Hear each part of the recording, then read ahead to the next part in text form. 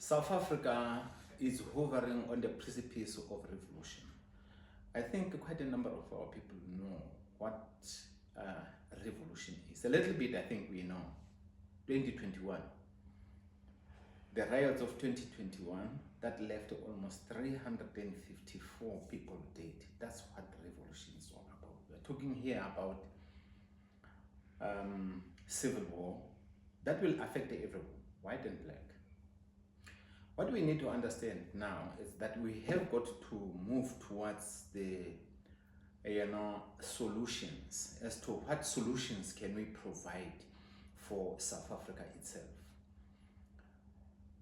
History has proven that all revolutions were caused by human suffering. And now we understand that South Africa at the moment, unemployment as a single greatest problem in this country, causes so much suffering to the majority of our people. So we have got to understand that we have got to provide solutions here. Here it's not the matter of being white or black, but it's the matter of us providing solutions. All our discussions and debates must be solution oriented. That's what is needed right now. Now, by so doing, this will tell us that we have got to look at the problems that we have had and as well understand our weaknesses, our strength, and criticism where it has to be leveled. Let it be leveled. Simple, just as that.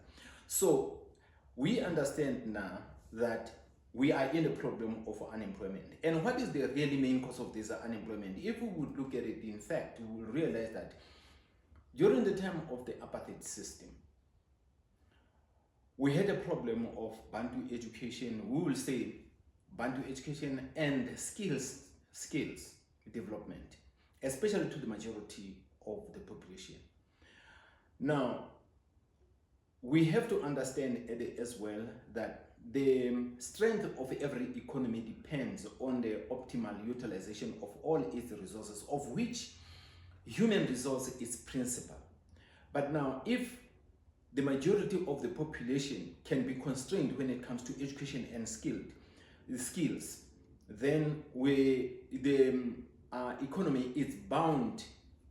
One, it's constrained because the majority of its labor or of its population is constrained. So we have got to understand that. Now, okay, we will say partly the apartheid system was a problem. But now the other problem that we have had, I think, is the problem of fatally flawed policies and economic strategies we have had since in post 1994. Let's first look at the RDP. RDP became a welfare, became more welfareist.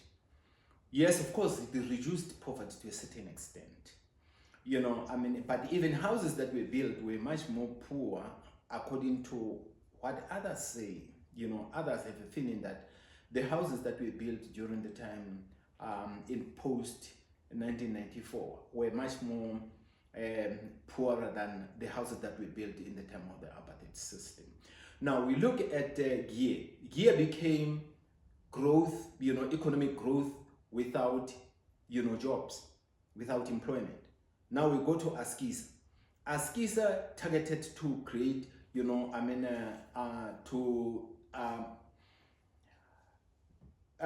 half the unemployment rate by 2014, between 2010 and 2014, but it failed.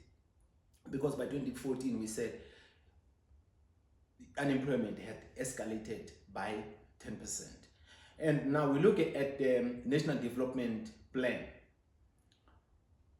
up to 2030, that by 2030, South Africa or our economy should have created 11 million jobs, and 9 million jobs must be from the SMME sector. But unfortunately, things are not like that. Presently, our unemployment is almost 33.5%. It's very high. So now the question is, the very same current macroeconomic policy had planned, had targeted to create 5 million jobs by 2020. What happened? Nothing. So this would mean the problem is going, it's escalating, it's worsening, in South Africa. So the problem is that what is the solution and what is the problem, that we have. The question is that why don't we do what others are doing? That's where the problem lies with us. If we look at the EU economy, 99% of it consists of small and medium enterprises. And the unemployment is about 6%. You look at China, the unemployment is about 5%. Why? Because 99% of the economy is SMMEs. What about in America? In America, also 99% of the economy, they are SMMEs. And what is the employment? It's about 4%. And that is, so why don't we do the same, especially in here in South Africa? We understand that the great majority of our people are, non-producers. Now, we said the strength and the power, of every economy to create jobs, it must be a strong economy. But the strength of every economy depends on the optimal, utilization of its resources, of which human, resource is principal. But in South Africa, we have got the majority of our people, especially being black people, who are non-producers, and the great majority of our people are not producers. This thing is very easy. We don't know whether politicians don't understand it or what is actually happening. South Africa, we said, is a gateway to the whole Africa and to the market of almost 1.2 billion, people. And South Africa doesn't do, what others are doing like China. Look what China does. What China does, in their small business, they produce a lot. They do what we call overproduction. And with that, then they send people all over the world. In South Africa, how many Chinese malls do we have? There are so many. They have got their people. You look at their shops, you find the Chinese there, selling the products from China. Every shop of the Chinese, it's run by a Chinese, and it's selling the Chinese goods and the Chinese products. The same thing, South Africa can do the same. Why don't we produce, let our people be producers, and we send people all over Africa, in almost every city center and every city, at the center of every town in Africa. Then we have got our shops, we distribute our things there. That is what all others are doing, and that being what we are not doing. And the worst part of it in South Africa, we have got about 2.2 million SMMEs. But out of these SMMEs, almost about 30% are formal. And in these 30% that are formal, it contributes, the SMME sector contributes almost 40%, to the GDP of this country. But now, what is the problem? About 1.5 million SMMEs are informal, and they contribute only 6% of that 40%. And when you look at the formal SMMEs, 51% of them are white. And this 51% of them that being white, and remember, in South Africa, the white population is about 8%, but they control almost over 51%, of this. So the problem is actually, even with the financial institutions, with the development finance that has to help, the small, medium enterprises, we have to understand that as much as we have got their requirements and seem to be more, risk, averse than to be developmental.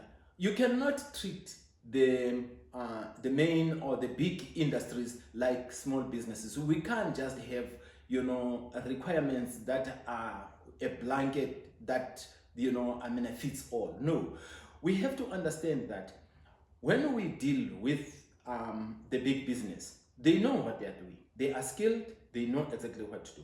But now, unfortunately, when it comes to small businesses, we have got to look at a comprehensive an integrated plan. They must be financed within a comprehensive and integrated plan that addresses three things. One, we must make sure before we finance, SMMEs, that they have got market access. It must be addressed. We can't just say, leave it. That has to be addressed. There must be market access. There must be skills. Then there must be funding. Funding is not the first thing. And all these three must go together.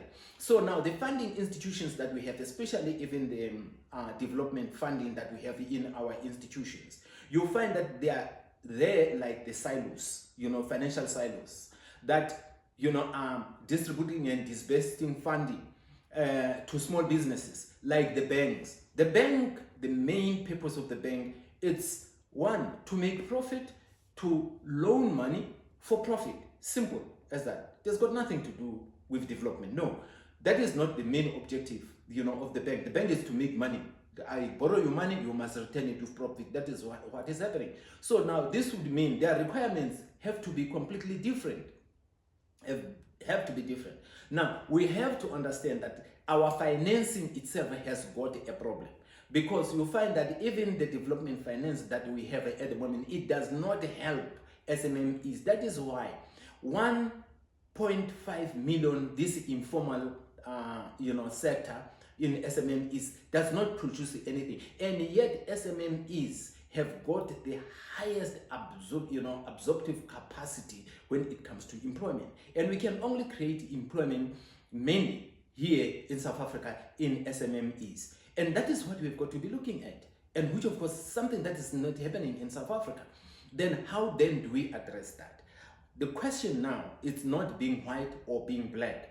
It's social integration. It's for us to understand that we need to work together to provide solutions. Because if we don't, whether we like it or what, a revolution is at the door. And it's going to affect black and white. That is why many politicians now, talk about the revolution, the coming revolution. We can stop the revolution as long as we can work together. White and black must work together.